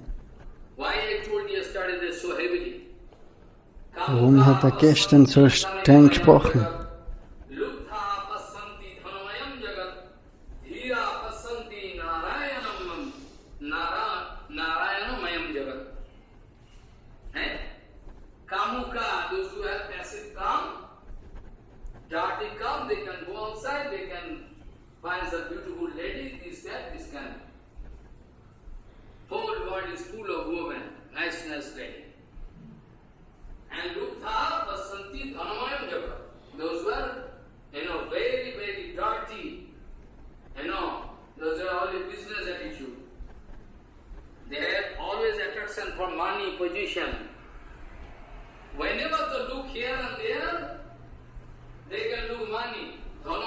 Die meisten in der Welt, die schauen nur entweder auf Frauen oder auf Geld.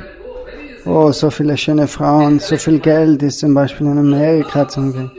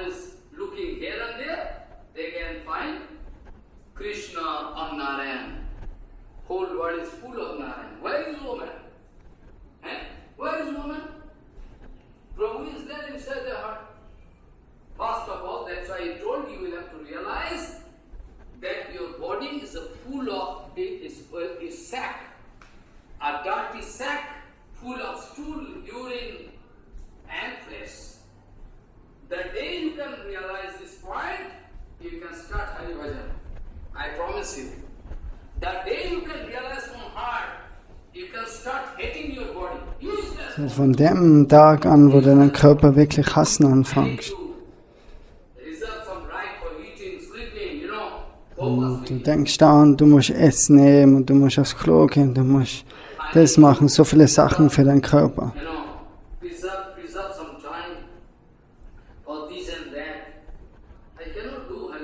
Aber durch das kannst du ihm nicht Harikatha machen. So, wann kommt das Gefühl in uns auf?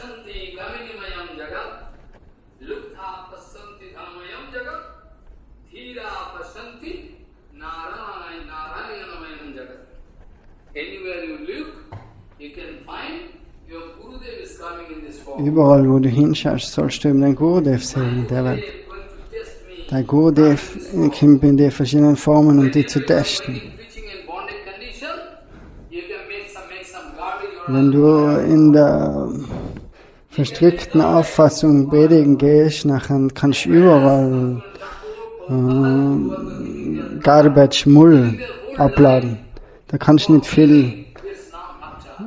Das Einzige, was machst, ist mehr und mehr Müll aufladen auf den Marktplatz vom Harinam. So, die meisten wollen nicht kooperieren mit Guru-Vaishnavas-Bhagavan, Thakur, Srila Bhakti Siddhanta. Die meisten sind heutzutage sogar gegen die Persönlichkeit. Wir wollen ganz einfache Vorgänge folgen, Sahaja-Prozesse.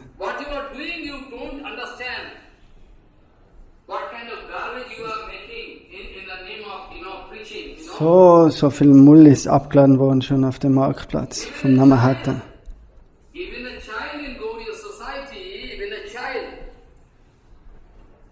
Sogar ein Kind in der Gaudiya-Gesellschaft kann das Siddhanta verstehen.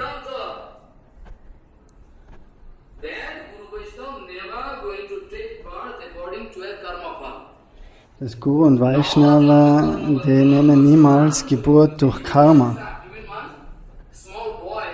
Sogar ein kleiner Junge kann das verstehen. Aber die Leute, die übersetzen das so.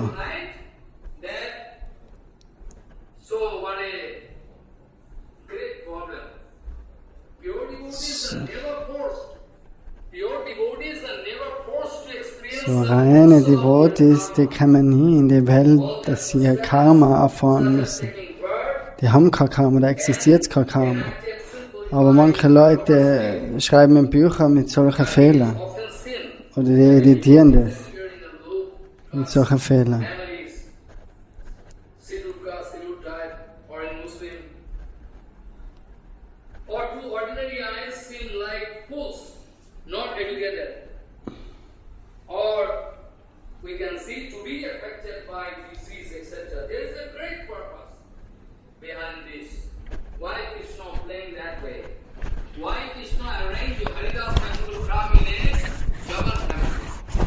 Warum hat Chaitanya Mahaprabhu arrangiert, dass Haridas Thakur eben in einer Javana Family, in einer muslimischen Familie kommt, um ihm all die Dinge aufzuzeigen?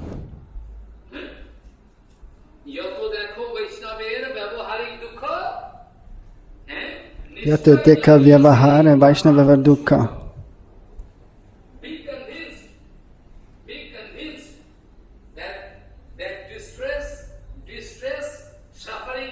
Sei dir bewusst, dass Leid,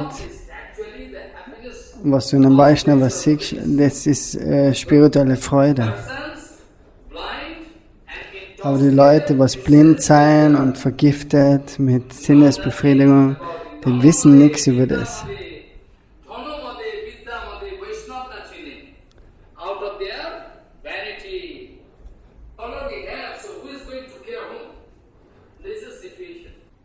In the world are going to protest. Oh, they have so much money. What they can do? What they can do with money?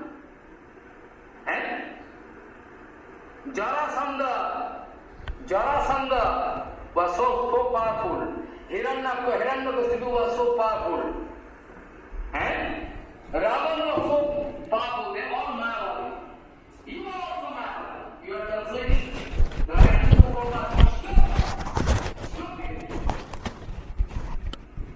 It is not Sabha for you. They are all Mayavad. Kamsa, all Mayavad. But be careful. They wanted to show great. They are great hooligans. They are so great hooligans that nobody can stand in front of them. You know? Duryodhana was a great hooligan. Duryodhana wanted to show big hooliganism in front of Balaji Maharaj. Then Balaji Maharaj said,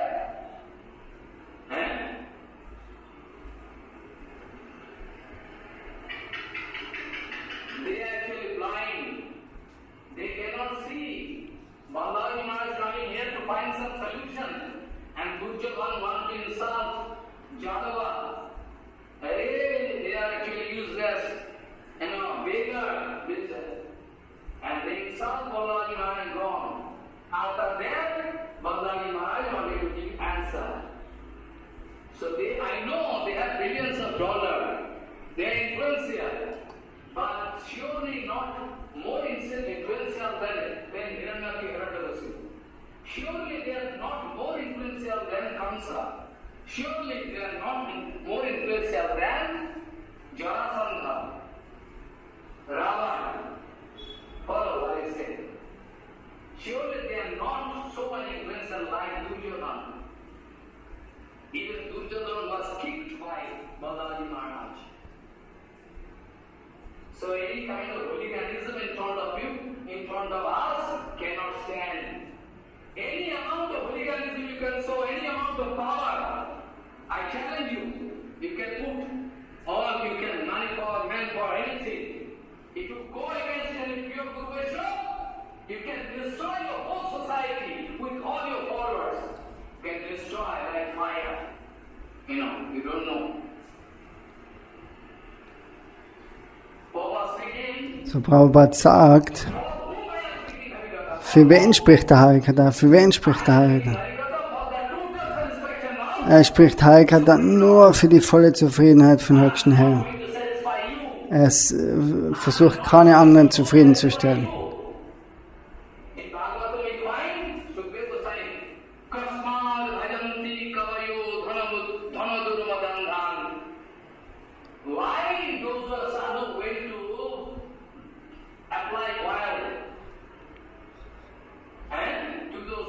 So, heutzutage versuchen die Sadhus, die Lotusfüße einzuölen von den materiellen Leuten, damit sie ein bisschen einen Benefit kriegen. So, was ist das? Warum geht man vor solche reichen Leute? Bhakti Thakur sagt, wenn mir jemand hilft beim Predigen, das ist okay. Das bedeutet aber nicht, dass sie beeinflusst werden von dem. So, Prabhupada sagt, warum spricht der Harikatha? Nur für die Zufriedenheit, für die totale Zufriedenheit vom höchsten Herrn.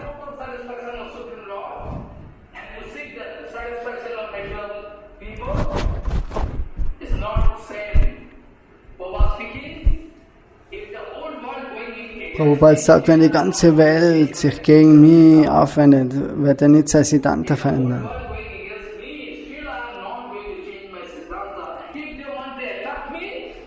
Okay, wenn sie mich attackieren wollen, dann lass sie mich attackieren.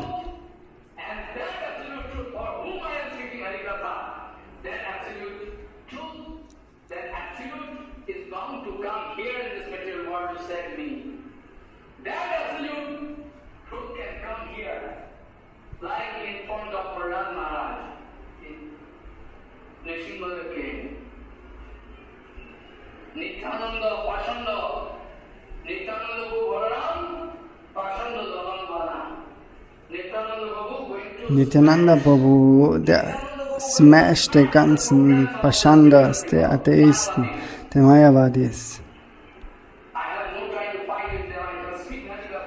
Er hat gerade Zeit, um zu streiten mit ihnen, aber er spricht Harikatha.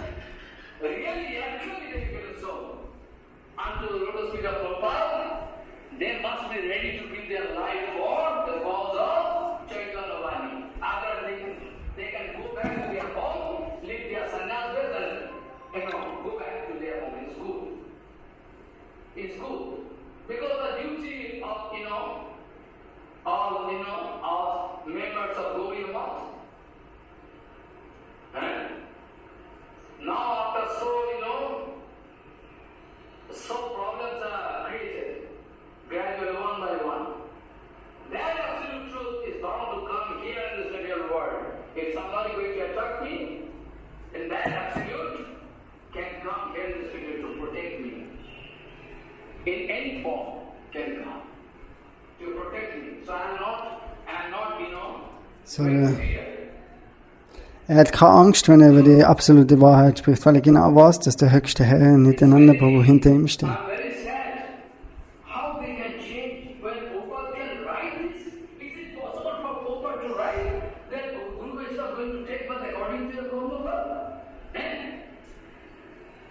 So, wie ist es möglich, dass manche solche Fehler machen?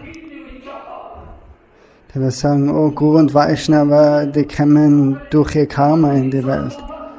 So, was soll das? Das war die ganze Zeit wollen sie die Sprache oder die Schriften verändern von Prabhupada und die eigene Meinung. So, die wollen all die Schriften beseitigen und sagen, oh, lese meine Schriften. Aber all die Schriften kann man in den Mülleimer werfen.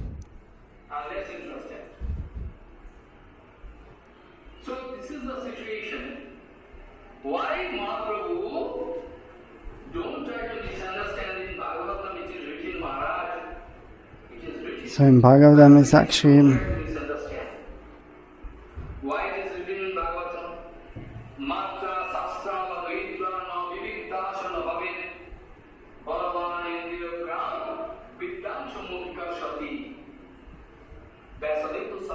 So wie Vyasadeva Goswami schreibt, die, was wirklich Weise sein, spirituell erhöhte Seelen, realisierte Seelen,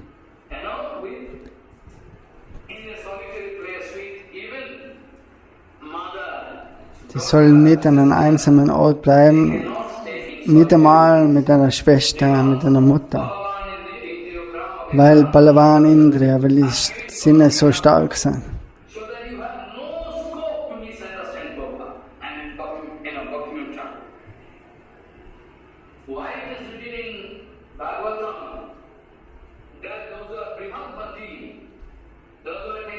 Warum ist geschrieben im Bhagavatam? Die, was sich entschlossen haben, das Brahmacharya-Vrat zu folgen, das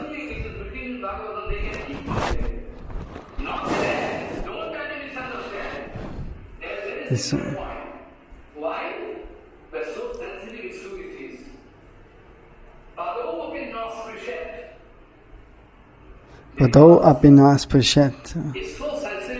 Das ist ganz ein sensibles Thema.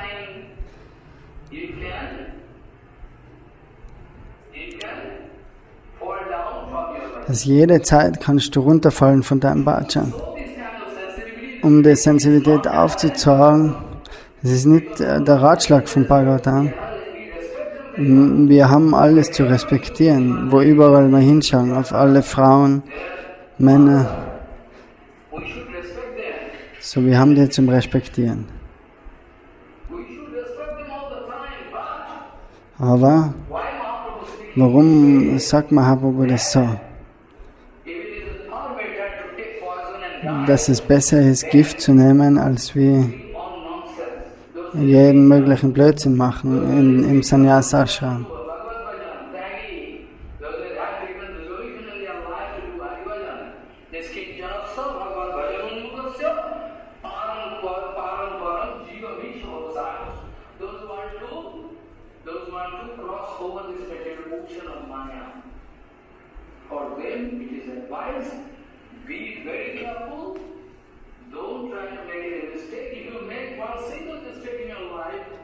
So, wenn du Fehler im Leben begehst, das kannst du vielleicht nie mehr rektifieren. Das Leben ist so kurz. So passt du da ganz auf. Du musst ganz vorsichtig sein. So, Prabhupada gibt den Ratschlag,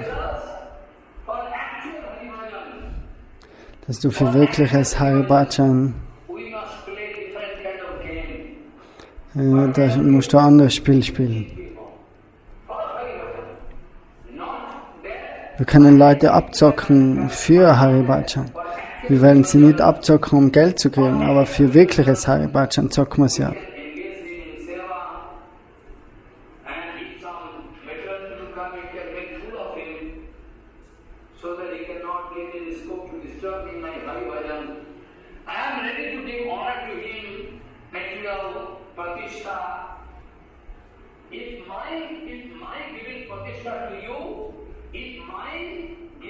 So, wenn dir Guru und Vaishnava Pratishtha geben,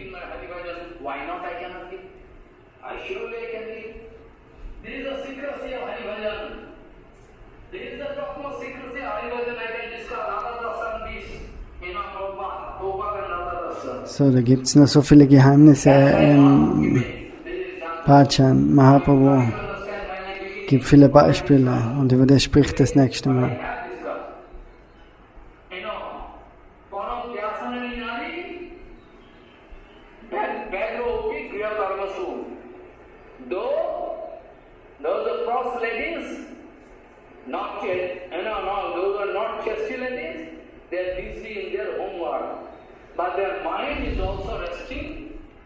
So, die keuschen Frauen, die sind beschäftigt mit der Arbeit zu Hause, aber haben immer einen Geist bei ihrem Held, bei ihrem Liebhaber.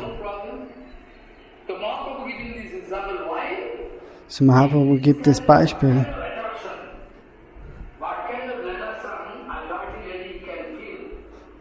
is, hero, and he's staying in Grihastha ashram. So eine materielle Frau kann so eine Anziehung haben.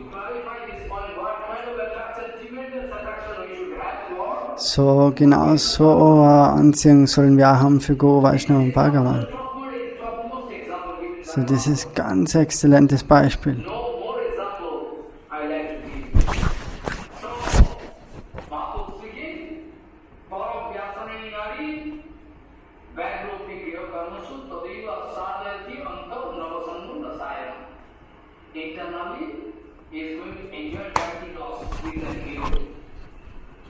So innerlich hat er immer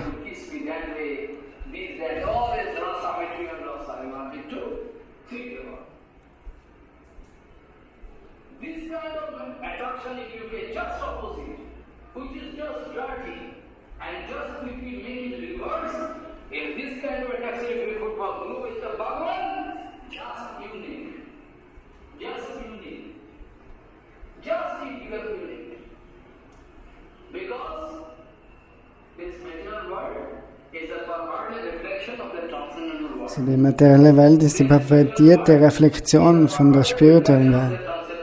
So wenn du die Liebe wirklich wie die keusche Frau auf Krishna richtest und nachher dein Leben so lebst und kannst alle anderen abzocken, aber du hast immer die Gedanken auf Krishna. Das ist das Geheimnis von Bhajan. So Mahaprabhu hat uns niemals gesagt,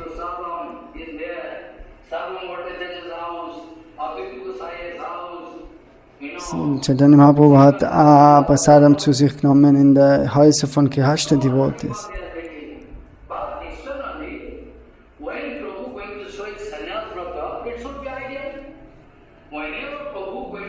Aber wenn er extern sein Sannyas-Vrat aufzeigt, dann ist es ein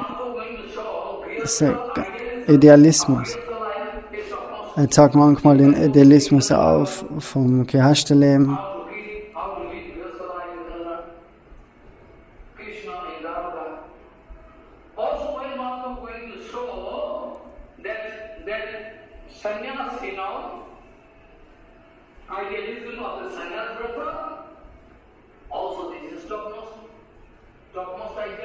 So, und auch wenn der Chaitanya Mahaprabhu dann aufzeigt, das Sannyas-Vrat, der Lebensstand vom Sannyas, das ist auch Idealismus.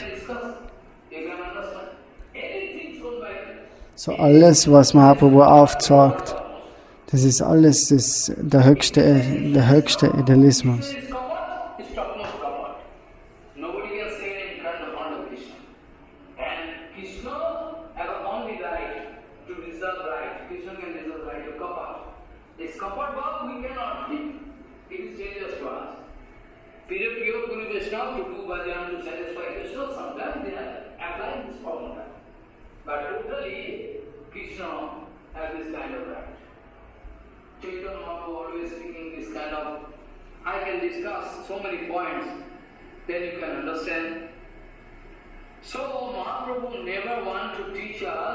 So Mahaprabhu will uns niemals sagen, dass man andere beleidigen soll. Oder speziell Frauen. Sondern er lernt uns, dass eben das Vergnügen, die Stimmung, das Gefühl vom Vergnügen extrem gefährlich ist.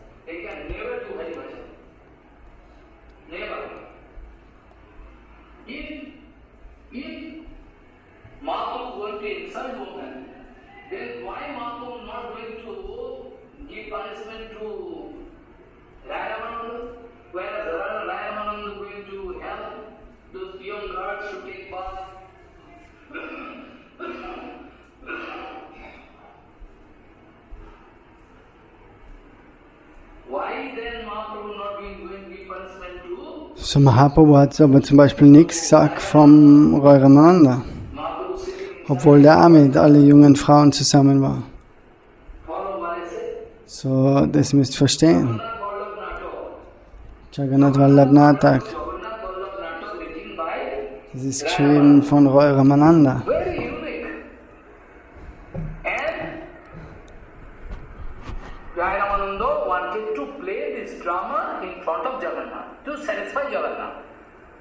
So Roy Ramananda wollte das Drama im Abspielen vor dem Jagannath. Und Roy Ramananda hatte trainiert.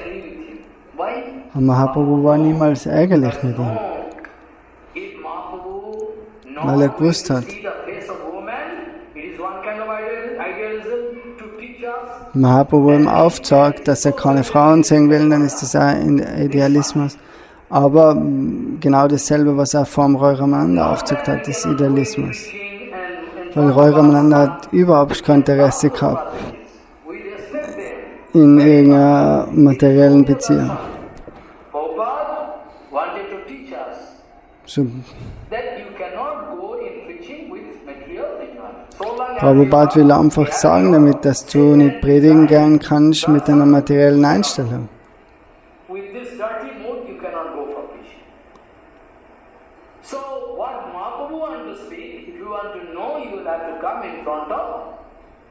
Thakur and Prabhupada. Then you can understand. Mahaprabhu want to avoid direct, link with women simply because Mahaprabhu want to set the topmost idealism. In front of Prabhupada also, so many Matajis they used to come, but Prabhupada never allow any Mataji alone. Alone Prabhupada cannot, because the topmost idealism of Acharya seat. Many times I told before, with the manifestation das hat schon mehrmals davor gesagt. Die Manifestation von dem exzellenten Acharya sind alle sogenannten anderen Acharyas als unauthentisch aufgedeckt worden. Ich sage nicht, jeder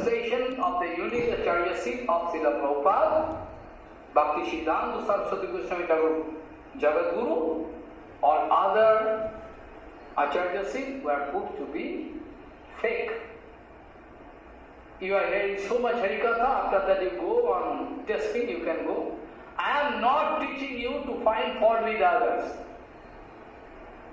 I am not going to teach so you that you go lernt uns nicht, dass man andere Fehler finden soll, sondern er gibt uns eine Medizin, wo du die schützen kannst. Das ist eine Art von Medizin.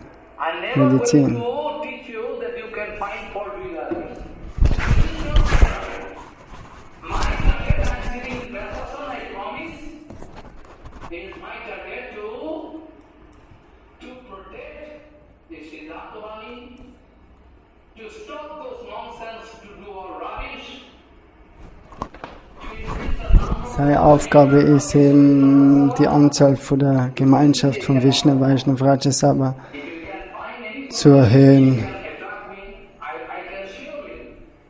und den Prabhupada zufriedenzustellen. Das ist sein Ziel. So, wo Jagadguru Srila Bhakti erschienen ist, sind alle sogenannten anderen Acharyas, die sind aufgedeckt worden als unauthentisch.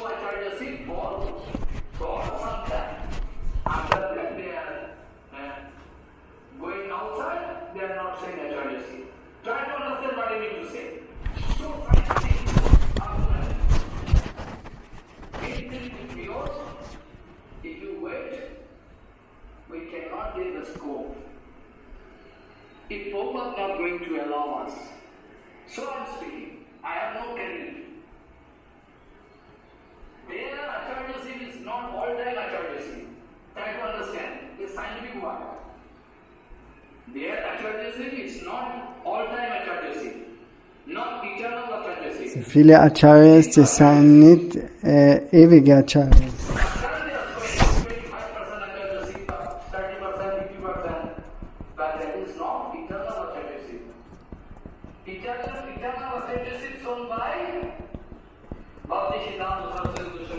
Viele sagen an Acharya auf vielleicht 70%, 80%, aber nicht 100%. So ewige Acharyas sind Srila Bhakti Siddhanta, Keshav Goswami, Rakshak Srila Goswami.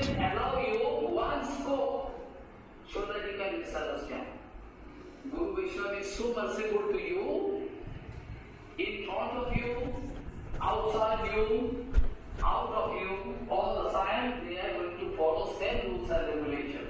Not that in front of you they are going to represent their great Vishnu, and when you go, they are going to follow some other rules. And this is kapat.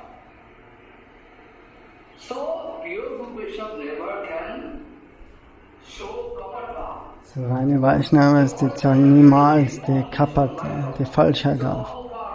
Dass sie nach außen hin predigen und nach hinten immer andere falsche Dinge machen. From the lotus feet of Bhakti Saraswati Goswami Thakur, please try to understand. Please. I can catch your lotus feet all. All the time I am requesting you all, because I need all your cooperation to bring back the situation prevailing in the world. At present, that's the situation. So I can request all unto your lotus feet, all devotees. All devotees, not that this is Mataji's, not Mataji's disciple, no, nobody disciple. All you, my Guru. Somehow you are going to teach me something. Really so. I learned something from you, Mama. I learned something from you. This, that, all the time I'm learning something to you. So die ganze Zeit lernt er von irgendwem. Sagt er sieht all seine Schüler als Gurus eigentlich. Aber alle sollen versuchen, mit ihm zu kooperieren.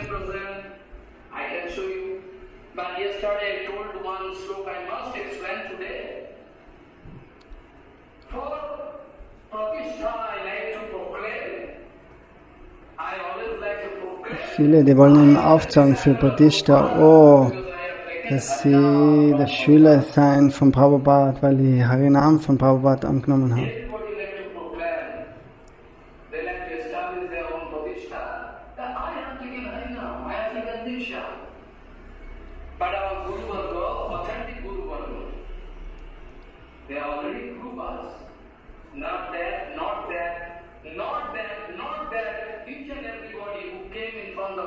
Es ist nicht so, dass jeder, der was vor Prabhupada gekommen ist, dass die erfolgreich waren.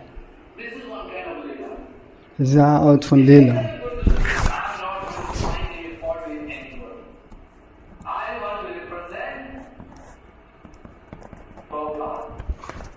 Er will keinen Fehler mit irgendjemandem finden, aber er will nur Prabhupada aufzeigen.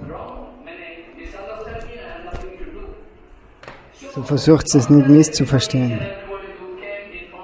Nicht jeder, der was vom Prabhupada gekommen ist, und es sind nicht alles ewige Geweihte.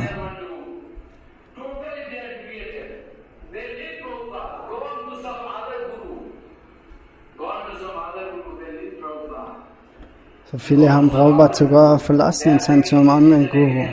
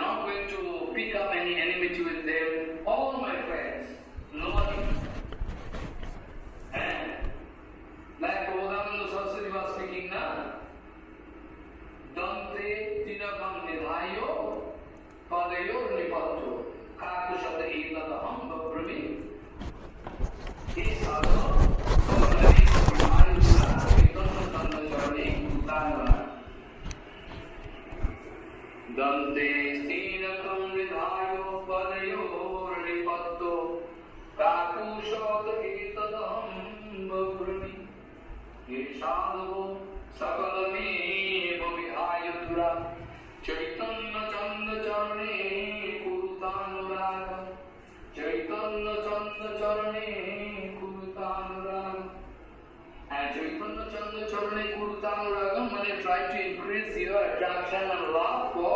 So versucht dieser Vers von Prabhupada Saraswati.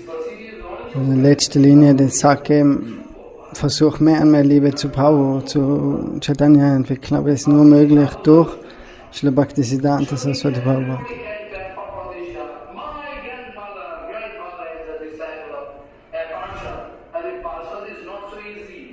So viele wollen ihm aufzeigen, oh, sie seien die Geweihten, sie haben Einbein genommen von Prabhupada. Aber ewiger Geweihter von Prabhupada zu sein, ist nicht so einfach.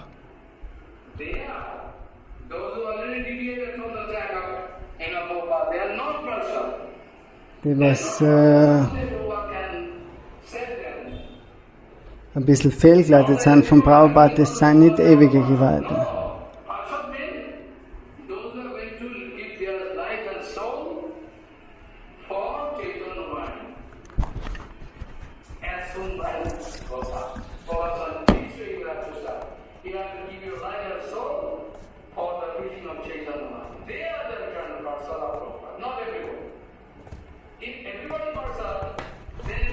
Jeder kann nicht der ewige Geweihte sein von Prabhupada. Ansonsten ist es, wen soll er denn dann befreien, wenn er mit alles nur befreite Seelen gekommen ist?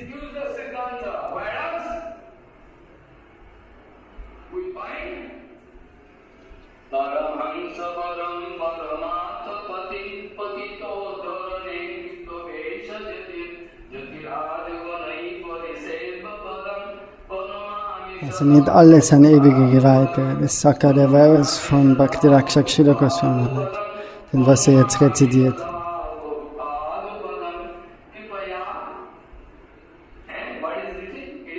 Patito tarane kripavesha yatem.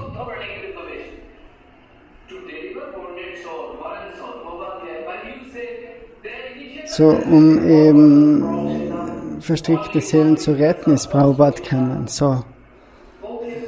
Er ist nicht nur kennen als ewige Geweihter.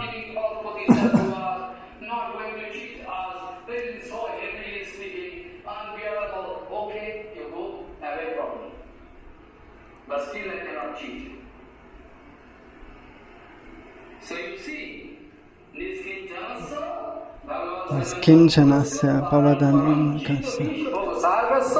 Sandarsanam Visyanamato Yashitanancho Ha Honto Vishva Bhakkanotto Vyasadu. Prabhupada used to strike.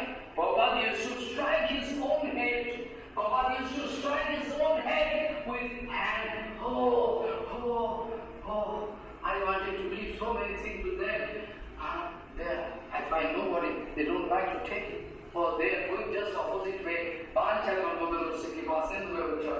So Prabhupada wollte ihm so viel geben, aber die meisten Leute haben es nicht angenommen und haben sich sogar gegen ihn gewendet. Vaishnavabhyo namo namo.